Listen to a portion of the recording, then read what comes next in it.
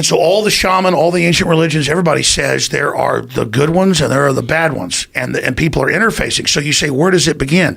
From the Tibetans to the Mesoamericans to the Egyptians to the Druids to every ancient society describes the same thing.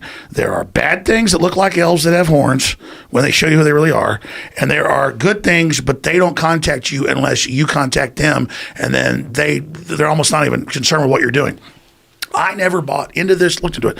But then I began to think about, what did I hear when I was a kid? What did I see?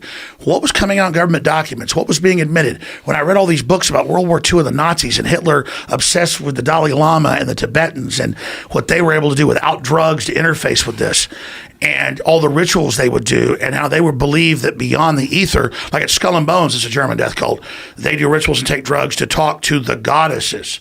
Well, they're just appearing as, sexy, beautiful women. It's whatever you want as these spirit guides, because lower entities will come in and violate your free will.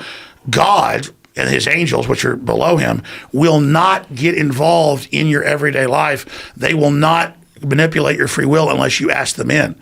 But then the devil masquerades as an angel of light. So we're on this planet, the third dimension, which is a launch pad to all the other dimensions below and above. The third dimension, all the mathematics shows, is the primal sea of where all this happens. And the Earth's like an egg, and we've got all this potentiality. And God will send out a transmission for a larger plan, but evil is willing to come in. And what does it say? Demoralize, get rid of children, don't have kids. Humans are bad. We'll be better once you're all gone. And it's because it's their operational mission for whatever reason that we'll understand later what's going on. So the Nazis, if you get into deep literature, they believed they were basically seancing and being possessed by entities that, it was before the Nazis. For whatever reason, it was the Germans that this happened to, and the Swiss. Like, they didn't discover LSD in the 30s. These people were running the psychology departments. They were interfacing with the occult.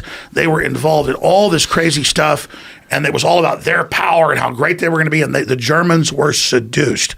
And they were seduced because they had high IQs, but more than that, they were psychically connected to each other and would work like robots. The Chinese and the EU want robots to replace us because they'll follow orders.